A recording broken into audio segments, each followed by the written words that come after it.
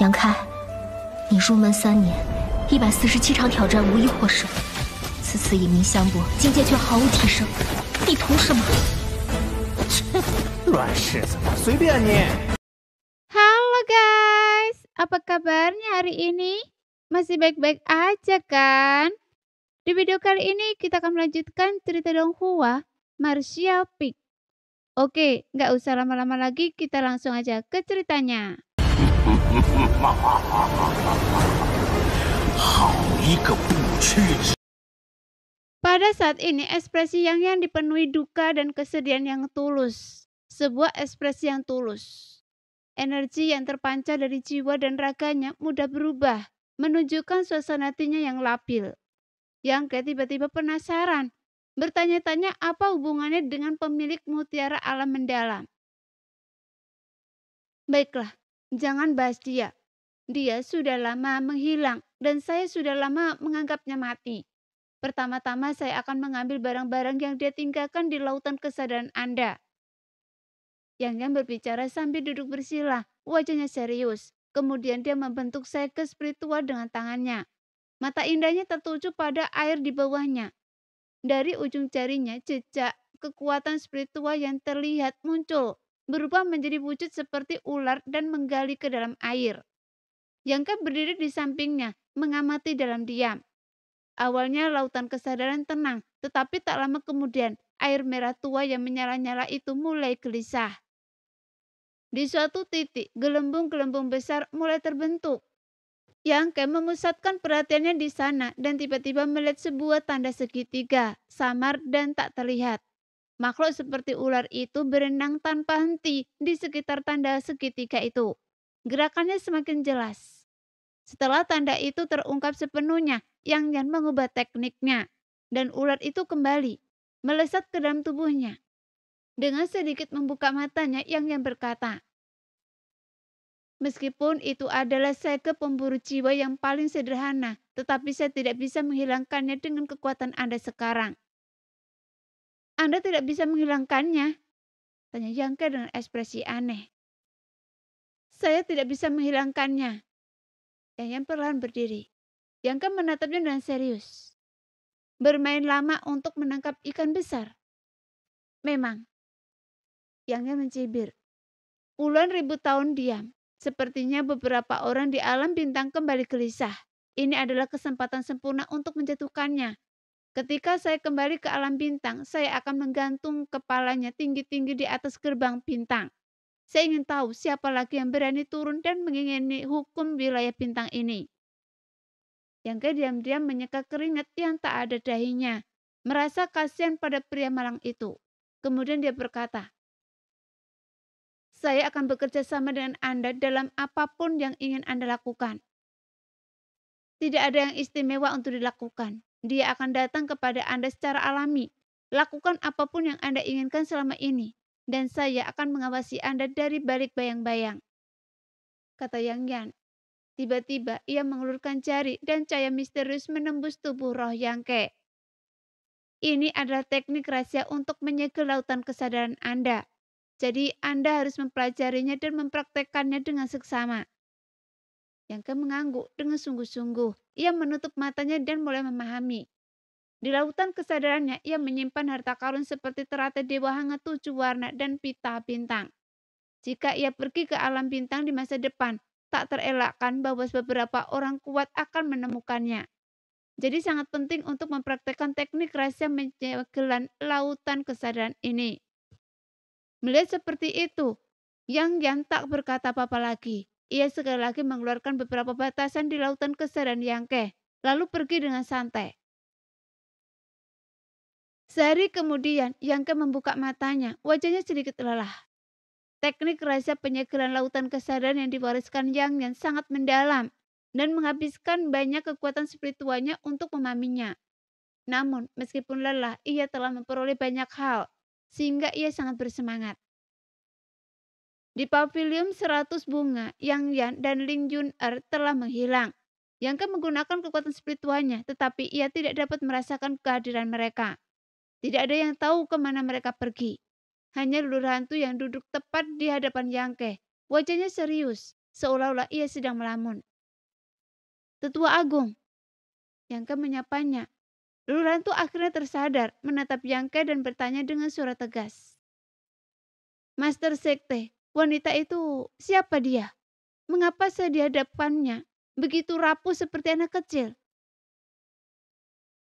Luluh Hantu benar-benar terkejut. Setelah berkultivasi hingga tingkat kedua alam raja kekosongan, ia mengira dunia ini luas dan bisa menjelajahi kemanapun. Namun setibanya di Sekte Lingso, ia disiksa habis-habisan oleh Yang Yan, hampir menghancurkan kepercayaan dirinya. Meskipun ia telah mendapatkan beberapa manfaat dari ini, Luluh Hantu tidak bisa menerima kelemahannya sendiri. "Jika saya bilang dia adalah Kaisar Langit Berbintang, apa Anda akan percaya?" Yangke tersenyum pada Luluh Hantu. Mendengar itu mulut Luluh Hantu langsung terbuka lebih lebar dari semangka. Menatap Yangke dan Linglung, matanya bergetar hebat. "Tetua, bukankah Anda akan memurnikan ramuan tingkat raja kekosongan? Anda bisa pergi ke puncak Danbao untuk menemui kakak perempuan saya, dan dia akan membantu Anda memurnikannya." Yangke tertawa terbahak-bahak dan pergi dengan santai, meninggalkan Luluh Hantu sendirian, yang tidak dapat pulih untuk waktu yang lama. Setelah jeda yang lama, ia membanting tinjunya ke atas meja. "Beraninya Anda mencoba menipu saya, dasar bocah sialan. Kaisar Agung hanyalah legenda. Bagaimana mungkin dia benar-benar muncul di hadapan dunia? Dan terlebih lagi, dia seorang wanita. Bagaimana mungkin saya, orang yang begitu cerdik, tertipu oleh tipuan Anda? Lupakan saja, memurnikan ramuan itu lebih penting." Terlepas dari asal-usul wanita bernama Yang Yan, Luluh Hantu tahu bahwa dia adalah seseorang yang tak mampu ia singgung. Namun setelah mengalami 2 kemunduran di tangannya, Luluh Hantu tak lagi berani bersikap sok suci.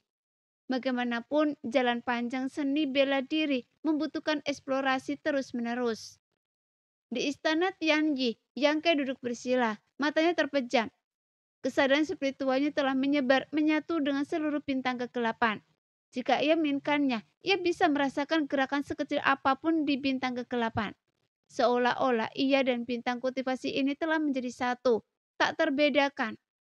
Kekuatan hukum yang sebelumnya samar sekarang menjadi lebih jelas, dan pemahamannya tentang bintang kegelapan jauh lebih kuat dari sebelumnya. Apakah ini karena promosi saya ke alam raja kekosongan? Yang berpikir sejenak.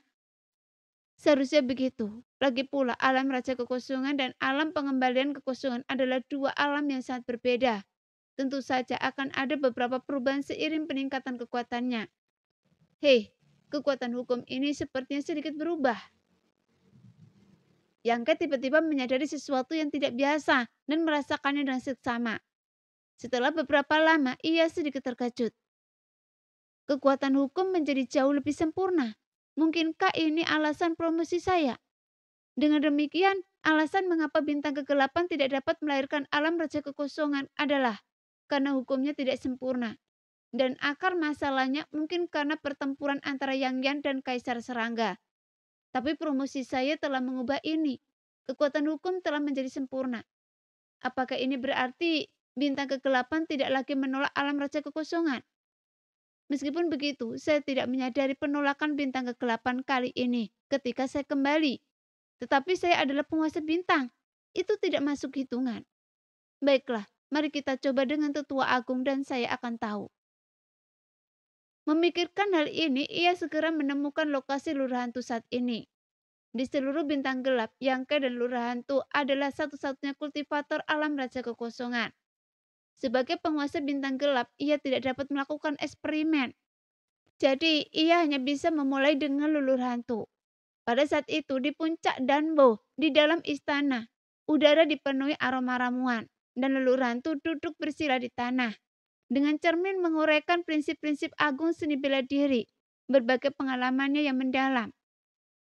Di seberangnya, Suyan duduk di panggung Gyo es 10.000 tahun. Seluruh tubuhnya memancarkan hawa dingin yang sedingin es. Tangannya terentang, bertumpu alami di lututnya, mendengarkan dengan seksama. Di sampingnya, Xian Ningshan juga mendengarkan dengan seksama. Tangannya bergerak tanpa henti. Ia terus-menerus mengekstrak ramuan tingkat raja kekosongan satu demi satu, mencampurkannya ke dalam ramuan. mengekstraksikan cairannya. Memiliki tubuh roh obat suci, Xianisa mengolah ramuan seolah-olah sedang makan. Tindakan yang sepenuhnya alami. Oleh karena itu, sambil mendengarkan ajaran kultivasi luluh hantu, ia dapat menyempurnakan ramuan tersebut dengan mudah. Dari waktu ke waktu, ramuan baru muncul dari tungku, yang kemudian Xianisa masukkan ke dalam botol giok yang telah disiapkan. Luluh hantu menyaksikan dengan gembira, energinya melonjak. Tiba-tiba alis luluh hantu berkerut, dan ia berbalik mengamati sekelilingnya dengan tatapan curiga. Saat itu juga ia merasa seperti sedang diawasi. Terkejut, ia keliru mengira Yang Yan yang mengawasinya. Lagi pula hanya Yang Yan yang bisa begitu luput dari perhatian. Tak berani mengabaikan posisinya, ia semakin fokus menjelaskan berbagai kesulitan kultivasi. Keringat perlahan menguncur di dahinya. Untungnya perasaan diawasi segera memudar, meninggalkan luluh hantu dengan nafas lega. Sepertinya bintang gelap benar-benar tidak menolak Raja Kekosongan lagi. Yang Ke berseri-seri di istana Tianyi. Ia baru saja mencoba memanipulasi hukum langit dan bumi untuk mempengaruhi leluhur hantu. Tetapi mendapati mustahil untuk menolaknya. Jadi Yang Ke sangat gembira. Peningkatan hukum ini merupakan terobosan bersejarah bagi bintang gelap. Artinya, hukum langit dan bumi tidak akan lagi menekan para prajurit bintang gelap. Mencoba mereka mencapai ranah Raja Kekosongan. Mereka juga tidak akan bernasib sama seperti Qiantong yang telah ditolak oleh hukum dan disambar petir dan api. Di masa depan, bintang gelap tidak hanya akan menghasilkan para master alam Raja Kekosongan, tetapi juga memungkinkan para master ini untuk tinggal di sana dalam waktu yang lama. Jadi ini akan menghemat waktu pengiriman prajurit alam kembali kekosongan tingkat puncak, tingkat ketiga ke bintang lain, untuk melakukan terobosan. Tampaknya perlu untuk mengirim pesan ke bintang Kimo untuk memberitahu Ye Xiyun, Qiantong, dan yang lainnya tentang kabar baik ini. Hukum bintang gelap telah menjadi lebih lengkap karena terobosannya, tetapi hukum alam semesta di dalam dunia mutiara alam mendalam masih belum lengkap. Hal ini membuat Yang Ke sangat frustasi. Hukum yang tidak lengkap tersebut berarti bahwa terobosan tidak dapat dicapai di sana. Namun bagaimanapun juga ini adalah peninggalan dari penjaga wilayah bintang sebelumnya. Dan Yang Ke sekarang tidak dapat sepenuhnya memanfaatkan potensi penuh mereka. Selama 6 bulan berikutnya, Yang Ke tetap berada di bintang gelap, tidak pergi. Dia baru saja naik ke alam Raja Kekosongan, meskipun tubuh dharmanya secara tidak sengaja telah menyempurnakan seluruh benua gantung. Meningkatkan wilayahnya ke puncak alam pertama, dia masih perlu dengan hati-hati mengkonsolidasikan kemajuannya. Selama 6 bulan ini, selain memperkuat ranahnya, Yang Ke juga berlatih teknik rahasia penyegelan lautan kesadarannya. 6 bulan kemudian, ia telah mencapai beberapa kemajuan. Seluruh lautan kesadarannya diselimuti oleh kekuatan tak terlihat, menggemakan batasan yang telah ditetapkan Yang Yan. Dengan tingkat kultivasinya saat ini, seluruh wilayah bintang kemungkinan besar tidak dapat menembus lautan kesadarannya. Dengan demikian, rahasia di dalam lautan kesadarannya tetap aman. Suatu hari, ia menemani orang tuanya di gunung, memenuhi kewajiban berbakti dan keluarga ini untuk menikmati waktu yang menyenangkan bersama. Suyan dan Xianingshan juga ada di sana. Mereka telah mengasingkan diri selama beberapa waktu, berkultivasi dan mendapatkan beberapa wawasan tersembunyi. Aura mereka berfluktuasi dan mereka tampaknya berada di ambang terobosan. Jadi Yang Ke menarik mereka keluar untuk bersantai. Terobosan seperti ini tidak bisa berburu-buru. Mereka harus dibiarkan berjalan sendiri. Dengan putra mereka yang berbakat dan 2 menantu perempuan mereka, masing-masing dengan kecantikan yang memukau dan keunikan masing-masing. Yang Yingfeng dan Dong Suju merasa hidup mereka berharga. Dong Suju bahkan mendesak Yang Ke untuk segera menikah, membuat kedua saudari itu bersemangat sekaligus malu. Alis Yang Ke berkerut saat ia memancarkan indera ilahnya untuk merasakan sesuatu. Sesaat kemudian ekspresinya sedikit berubah, kemudian dia berkata, "Ibu dan ayah, mohon tunggu sebentar, saya akan segera kembali." Dia mengedipkan mata pada Suyan dan Xianingsang, dan kedua saudari itu mengangguk mengerti. Kemudian Yang Ke menghilang dari tempat itu. Di bintang kegelapan di lautan bebas kekhawatiran, Suasana tenang dan damai merajalela. Di atas hamparan luas, seorang prajurit Parubaya berpakaian putih berdiri di udara. Sosok yang mencolok dan aura yang agung. Ia memejamkan mata, merasakan gelombang energi alam surgawi di sekitarnya. Menghirup aura hukum, wajahnya berseri-seri gembira. Energi spiritual Anda sungguh mengesankan. Meskipun hukumnya tidak sempurna, namun cukup baik.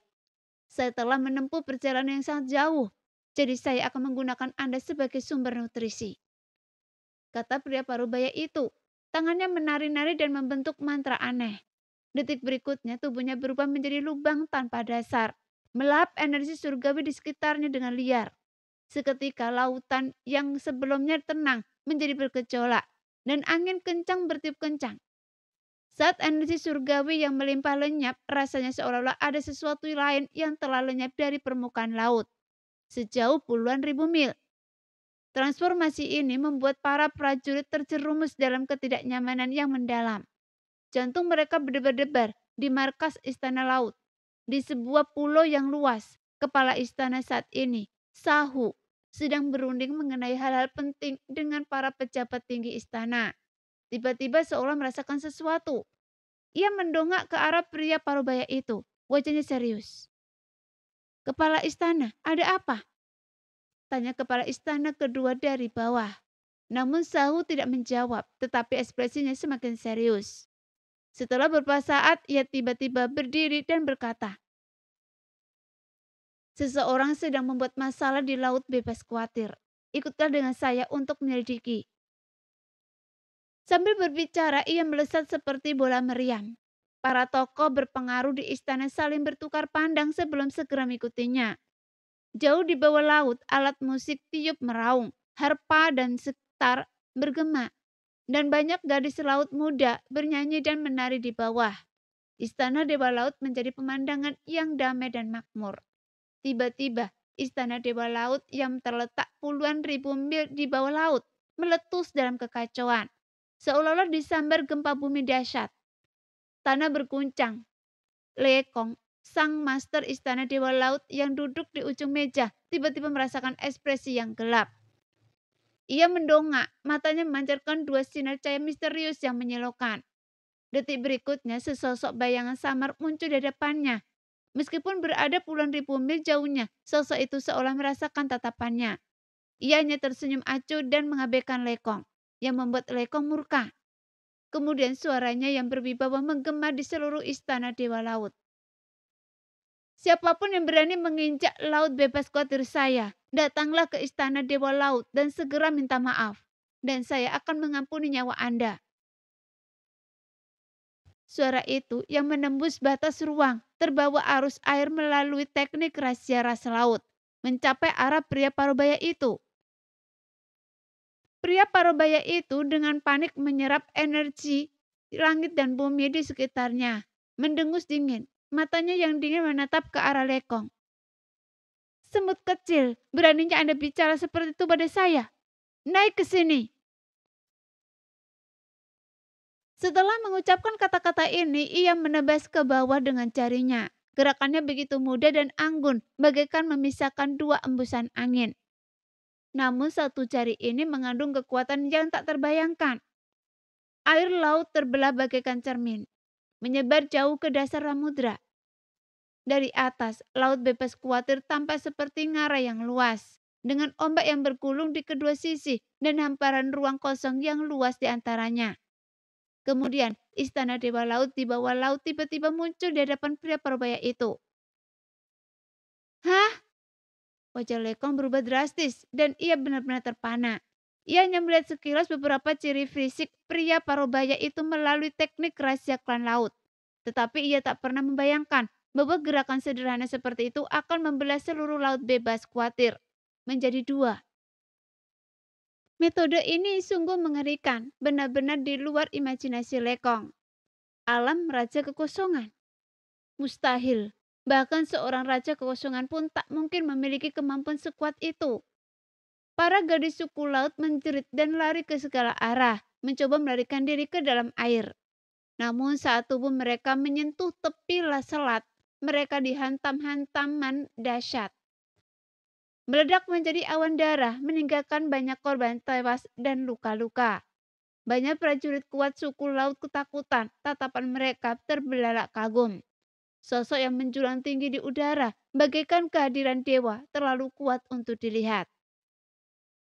Sudah saya bilang untuk naik ke sini. Apa Anda tidak dengar? Saya tidak ingin mengulangi hal yang sama untuk kedua kalinya. Pria parubaya itu mendengus tak sabar, mengulurkan tangan dan menunjuk Lekong dari kejauhan.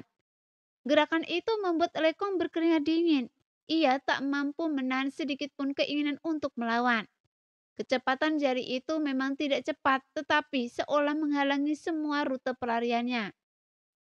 Lekong memuntahkan seteguk darah dan sesaat kemudian ia merasa dirinya ditawan oleh kekuatan tak terlihat. Terbang ke atas dengan kecepatan luar biasa. Tuan Istana! Banyak anggota klan laut yang kuat berteriak dari bawah, tetapi tak seorang pun berani bertindak gegabah. Lekong adalah yang terkuat di Istana Dewa Laut dan bahkan ia telah dikalahkan dengan mudah oleh musuh. Jika mereka menyerang, mereka hanya akan mencari kematian.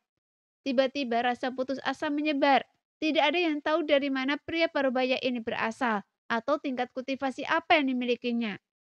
Namun mereka tahu, pria itu mungkin memiliki kekuatan untuk menghancurkan seluruh bintang kegelapan. Dengan beberapa tarikan nafas, Lekong terseret puluhan ribu mil dan tiba-tiba di sisi pria parubaya itu. Berlutut! Pria parubaya itu bahkan tidak meliriknya, hanya mengucapkan dua kata dengan tenang. Lekong jelas tidak merasakan kekuatan yang digunakan, tetapi dua kata itu bergema di benaknya seperti lonceng besar. Mantra yang menuntut kepatuhan. Lututnya lemas dan ia hampir jatuh berlutut di hadapan pria itu. Tiba-tiba mata Lekong memerah dan ia meraung. Saya adalah kepala Istana Dewa Laut. Bagaimana saya bisa berlutut di hadapan Anda? Jika demikian, apa jadinya Istana Dewa Laut? Sambil berbicara, dia mati-matian mengerahkan kekuatannya. Kabut putih yang tampak mengepul dari tubuhnya yang besar. Kulitnya retak di bawah tekanan yang luar biasa, dan darah mengotori tubuhnya. Pria parubaya itu melototinya dengan dingin dan berkata, "Itu bukan urusan Anda. Sekalipun saya mati, saya tak akan membiarkan Anda begitu saja." Lekong meraung, urat-urat lidahnya menggembung, bersumpah untuk mati tanpa menyerah. Tiba-tiba serangkaian suara ledakan menggema dari kaki Lekong. Bersamaan dengan suara itu, kakinya dari lutut ke bawah meledak menjadi debu. Rasa sakit yang hebat meningkatkan semangat juang Lekong. Ia menggertakkan gigi, penampilannya menyedihkan, tetapi ia tertawa terbahak-bahak. Kaki saya hilang. Bagaimana Anda bisa membuat saya berlutut di kehidupan selanjutnya? Pria parubaya itu merutkan kening, sedikit emosi melintas di wajahnya. Saya tidak menyangka Anda punya tekad dan keberanian seperti itu. Baiklah, saya akan mengampuni nyawa Anda dan saya akan menghadapi Anda perlahan nanti. Setelah itu, ia melambaikan tangannya dan sebuah benda seperti gelembung terbang keluar, menyelimuti Lekong. Sekuat apapun Lekong berjuang, ia tak mampu lepas dari selubung gelembung itu. Tak jauh dari sana, Sahu dan sekelompok prajurit tangguh dari Istana Laut baru saja tiba. Namun setelah menyaksikan pemandangan mengerikan itu, hati semua orang mencelos. Penduduk Istana Laut paling memahami kekuatan Lekong. Lagi pula, kedua faksi itu telah bertempur selama bertahun-tahun di lautan bebas kuatir. Dan tak berlebihan jika dikatakan mereka saling mengenal dengan baik. Lekong selalu dianggap musuh nomor satu Istana Laut, yang paling tangguh. Bahkan jika Sahu turun tangan sendiri, ia takkan mampu mengalahkannya di laut ini. Namun kini pemimpin klan laut ini, penguasa Istana Dewa Laut. Sosok dan kekuatan tak tertandingi, bagai bayi di hadapan pria parubaya yang asing. Tak hanya tak berdaya melawan, bahkan kakinya pun hancur berkeping-keping. Hal ini membuat Sahu dan yang lainnya merasa sedih. Mundur! Sahu menyadari ada yang tidak beres, berteriak, bersiap untuk segera meninggalkan tempat berbahaya ini. Jika pihak lain bisa dengan mudah mengalahkan Lekong, maka dia jelas bukan seseorang yang bisa ia lawan. Karena Anda di sini, jangan pergi. Pria parubaya itu mencibir. Saya hanya ingin menyerap sebagian kekuatan spiritual dunia ini. Jika Anda tetap di sini dengan tenang, saya tidak akan mengganggu Anda. Tapi karena Anda mencari kematian Anda sendiri, saya tidak keberatan membiarkan Anda pergi. Sambil berbicara, dia menampar Sahu dan yang lainnya ke arah telapak tangannya. Ia seperti menepuk nyamuk. Kemudian energi spiritual langit dan bumi berkumpul dalam sekejap, membentuk jejak telapak tangan raksasa yang jatuh dengan dahsyat. Hembusan nafas kematian langsung memenuhi udara. Sahu dan yang lainnya menjadi pucat dan tak bernyawa. Mereka semua menatap tangan raksasa yang menutupi langit, tak mampu menahan keinginan untuk melawan. Siapakah orang ini? Bahkan saat kematian mendekat, Sahu tetap bingung. Dengan kekuatan sebesar itu, siapa yang mungkin bisa menahannya? Bintang kegelapan baru saja mengalami satu cobaan. Apakah akan tertimpa lagi? Saat itu, bayangan jangket tiba-tiba muncul di benaknya. Mungkin hanya anak itu yang bisa mengatasinya. Namun pikiran itu baru saja terbentuk sebelum Sahu menepisnya. Meskipun anak itu memang mampu, masih ada jarak yang tak terhapuskan antara dirinya dan pria di hadapannya. Sebuah tamparan langsung menghantam kepala mereka. Beberapa prajurit istana laut yang lebih lemah meledak sebelum tamparan itu mengenai mereka dan tewas di tempat secara tragis. Bahkan sosok seperti Sahu merasakan sakit yang luar biasa. Suara gemeretak renyah bergema di sekujur tubuh mereka saat tulang-tulang yang tak terhitung jumlahnya hancur. Mundur! Sebuah teriakan pelan tiba-tiba terdengar.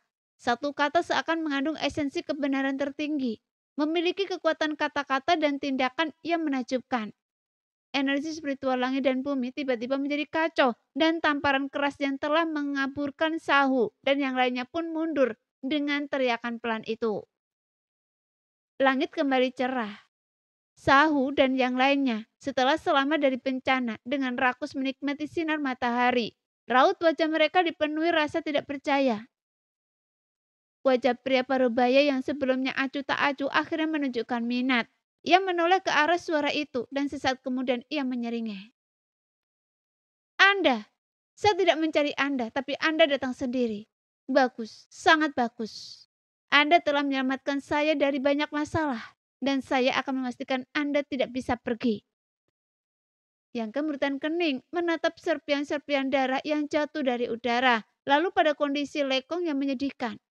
Ia berkata dengan muram, maaf sedikit terlambat. Yangkai, seru Sahu kegirangan. Master Sekte Yang. Lekong yang juga berada di dalam gelembung tersenyum getir kepada Yangke. Sahu dan Yangke bertemu di Pulau Hantu dan memiliki beberapa kenalan.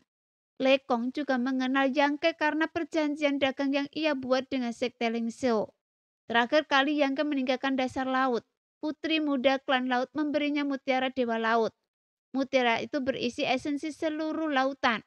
Sempurna untuk mengolah pedang 5 elemen yang tak terhancurkan. Saat melihat Yangke, Sahu dan Lekong sangat gembira, namun juga diliputi kecemasan. Sahu buru-buru berkata, Yangke, segera tinggalkan tempat ini. Orang ini bukan tandingan Anda. Jangan khawatir, Tuan Sa. Yangke tersenyum padanya. Karena saya di sini, saya tentu saja siap. Lagi pula dia datang untuk saya. Dan saya telah melibatkan Tuan Sa dan Tuan Istana Lekong. Silakan minggir. Sambil berbicara, ia melambaikan tangannya. Kemudian sebuah kekuatan tak terlihat menyelimuti Sahu dan sesaat kemudian ia mendapati dirinya dan banyak anggota kuat Istana Laut terteleportasi ribuan mil jauhnya. Gelembung yang menyelimuti Lekong tiba-tiba pecah hanya dengan lambaian tangannya. Saat Lekong tersadar, ia telah kembali ke Istana Dewa Laut dengan selamat. Tuan Istana! Banyak ahli klan laut dengan gembira bergegas maju. Beberapa tetua klan laut dengan cepat mengambil ramuan penyembuh dari cincin spesial mereka dan memberikannya kepada Lekong. Tuan Bintang, Anda bahkan memberikan esensi bintang kultivasi ini. Mata pria parubaya itu berbinar dan ia menatap Yangke dengan takjub. Jika ia bukan seorang Tuan Bintang, Yangke dengan kultivasinya di tingkat pertama alam raja kekosongan tidak akan pernah mampu melakukan hal ajaib seperti itu. Saat Yangke melambaikan tangannya, ia dengan jelas merasakan fluktuasi kekuatan hukum. Apa? Tuan Sekte Yang adalah Tuan Bintang dari bintang kegelapan. Orang-orang dari Istana Laut dan Istana Dewa Laut menyaksikan dari jauh. Tetapi mereka juga mendengar kata-kata pria parubaya itu dengan jelas. Wajah mereka dipenuhi keterkejutan lalu kegembiraan. Lekong dan Sahu khususnya melihat secercah harapan baru dalam keputusasaan mereka setelah mengetahui bahwa Yang Ke adalah Master Bintang dari bintang kegelapan. Jika itu seorang Master Bintang, ada kemungkinan besar dia bisa melawan musuh yang tak terjelaskan ini di dunia ini. Nak, saya bicara pada Anda. Apa Anda tuli? Wajah pria parubaya itu menggelap ketika melihat Yang Ke sama sekali tidak berniat memperhatikannya. Ia menggetakkan gigi dan menggeram. Mengingat status bangsawan dan kekuatannya yang luar biasa, ia merasa sedikit kesal dan marah karena berbicara dengan seorang prajurit kekosongan dan diabaikan.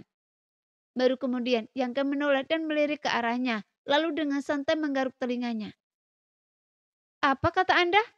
Maaf, anginnya kencang di laut. Saya tidak mendengar dengan jelas. Coba ulangi. Sahu, Lekong, dan yang lainnya mengerut. Mereka telah mendengar semuanya dari jarak ribuan mil. Jadi bagaimana mungkin Yang Ke yang begitu dekat tidak mendengarnya? Ini jelas merupakan tanda penghinaan. Dia diam-diam merasa senang. Ia merasa Yang Ke telah membawa kehormatan bagi para prajurit bintang kegelapan. Namun diam-diam ia khawatir. Apakah memprovokasi mereka seperti ini benar-benar ide yang bagus? Anak kurang ajar. Pria parubaya itu terkekeh. Selamat, Anda berhasil membuat saya marah. Jadi Anda tak akan mati semudah itu nanti. Hidup atau mati saya bukan urusan Anda, tapi Andalah yang akan mati. Yang terkekeh, tak terpengaruh oleh musuh yang kedalamannya tak terpahami ini. Saya mengagumi keberanian Anda, tapi keberanian saja tak sebanding dengan kekuatan. Pria parubaya itu mengangkat satu jari melambaikannya pelan di depannya. Nak, serahkan teratai dewa hangat dan peta bintang. Kalau suasana hati saya sedang bagus, saya mungkin akan meninggalkan Anda dengan tubuh utuh. Kalau tidak, tapi saya tidak keberatan menyiksa Anda.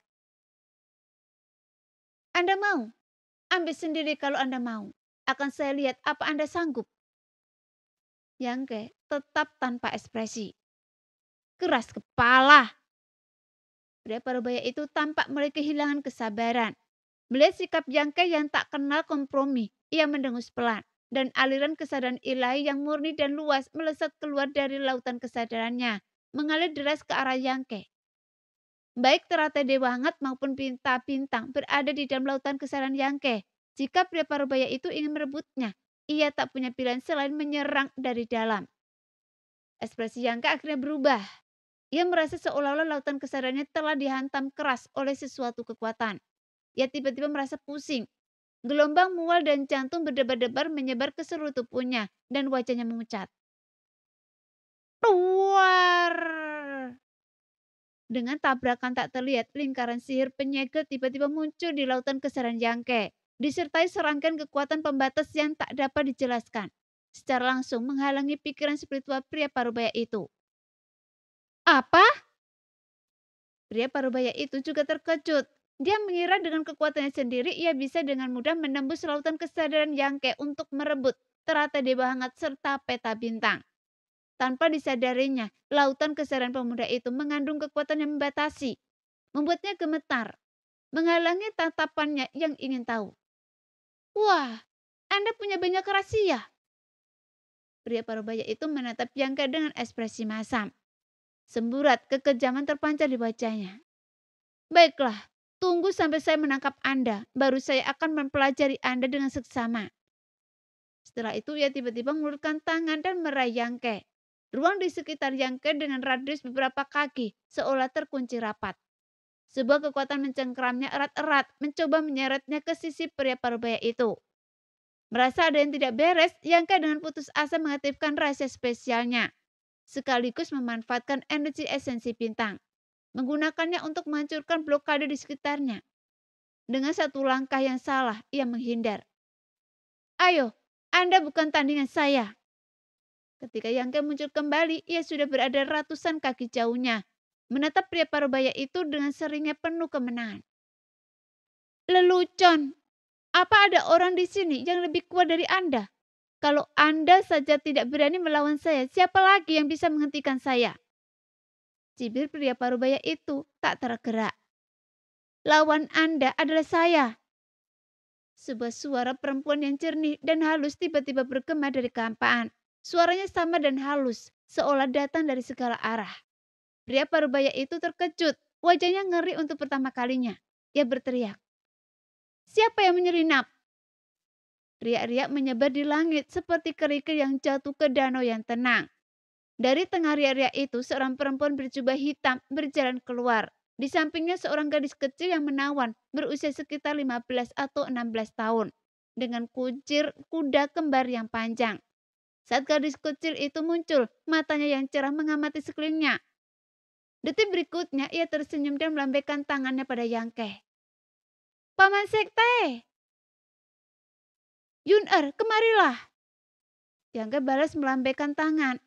Li Yun-er melirik Yang Yan dan melihatnya mengangguk pelan. Ia terhuyung menghampiri Yangke. "Paman Sekte, sudah 6 bulan, saya sangat merindukan Anda." Li Yun-er yang polos dan tampak tak menyadari situasi yang bergejolak itu mendekati Yangke dan mulai bersikap genit. "Ya, paman juga merindukan Anda. Itu tidak benar. Kapan saya benar-benar menjadi paman Anda?" Yangke menatap Li Yun-er dengan sedikit ketidaksetujuan. "Panggil saya kakak, saya belum setua itu." "Kalau saya memanggil Anda kakak sekte, lalu saya harus memanggil bibi Yang Yan dengan apa?" Li Yun-er melirik Yangke dan licik. "Lupakan saja, panggil saja saya paman." Yangke menyengkak keringnya di dahinya. Di kejauhan, Sahu, Lekong dan yang lainnya menyaksikan dalam diam, bertanya-tanya bagaimana mungkin pria dan wanita muda ini begitu tidak pantas di saat seperti ini. Lebih lanjut, siapakah asal-usul wanita berjubah hitam ini? Bagaimana menampakkannya? Apa yang terjadi di bintang gelap? Sebelumnya, bahkan tak ada satupun prajurit alam raja kekosongan. Tetapi hari ini, sosok tangguh bermunculan silih berganti, tak terbayangkan seperti mengupas lobak. "Paman Sekte, tak bisakah Anda mengalahkan penjahat itu?" Li Yun-er menatap pria parubaya di langit dan bertanya pada Yangke. "Tak tertandingi." Yangke terus terang. Ia bahkan tak bisa mengukur kekuatan pria itu, apalagi melawannya. Sekalipun ia adalah master bintang gelap dengan keunggulan waktu dan lokasi, ia pasti akan mati jika melawannya. Dan hanya satu orang di dunia ini yang bisa menaklukkannya. Yangke mengalihkan pandangannya ke Yang Yan, hasrat yang mendalam membuncak dalam dirinya. Kerinduan akan seni bela diri tertinggi. "Jangan khawatir, bibi Yang Yan akan menjaganya. Dan Yun-er juga akan berkultivasi dengan tekun. Jika ada yang menindas Anda di masa depan, Yun-er akan membela Anda." Janji Li Yun-er sambil menepuk dadanya yang bidang. "Kalau begitu, saya akan mengandalkan Anda mulai sekarang." Yangke tertawa. Di langit, pria parubaya itu memasang ekspresi serius sejak Yang Yan muncul. Entah kenapa ia merasa wanita berjubah hitam di hadapannya memancarkan aura berbahaya. Aura yang tak tertahankan, seolah melawannya akan berakhir tragis. Namun, Yang Yan tetap tenang dan acuh tak acuh, menatapnya dan dingin, sehingga butir-butir keringat mengalir di dahi pria parubaya itu. Ia menarik nafas dalam-dalam, mencoba menenangkan diri, lalu mengepakkan tinjunya dan berkata, "Bolehkah saya bertanya siapa Anda?" "Itu tidak ada hubungannya dengan Anda," jawab Yang Yan acuh tak acuh. Ia melirik pola pakaian pria itu, mengerutkan kening dan berkata, "Apakah Anda dari sekte bintang jatuh?" Pria parubaya itu terkejut dan menatap Yang Yan dengan tak percaya. "Anda kenal tuan saya? Sepertinya Anda memang dari alam bintang. Mungkinkah Anda dari wilayah bintang ini?" "Bukan." Yang Yan memotongnya sebelum ia selesai berbicara. "Karena Anda masih tahu sedikit etiket, serahkan saja diri Anda. Lagi pula saya tidak ingin menindas yang lemah." "Anda ingin saya menyerah?" Pria parubaya itu seperti mendengar lelucon. Raut wajahnya tegas. Ia menggertakkan gigi dan berkata, "Saya tidak peduli siapa Anda. Karena Anda bukan penjaga bidang bintang ini, maka jangan ikut campur urusan orang lain. Saya, Wu Sheng, tidak pernah gagal mendapatkan apapun yang saya inginkan. Benarkah? Kalau begitu, Anda mungkin akan kecewa kali ini. Dengan saya di sini, Anda tidak bisa mengambil apapun dan Anda bahkan mungkin kehilangan nyawa Anda. Yang mempertahankan sikap tenangnya tanpa gentar. Tuan, apakah Anda benar-benar harus melawan sekte bintang jatuh? Useng menggetarkan giginya dan menggeram. Memangnya kenapa kalau melawan sekte bintang jatuh? Bahkan si tua bangka Yu Heling itu tidak berani bertindak lancang di depan saya. Dan Anda terus menyebut mereka sekte bintang jatuh. Anda pikir sekte bintang jatuh biasa bisa mengalahkan saya? Sungguh lelucon. Cibir Yang Yan. Nah, sekian dulu cerita kali ini. Kita lanjut lain hari ya guys ya. Bye-bye.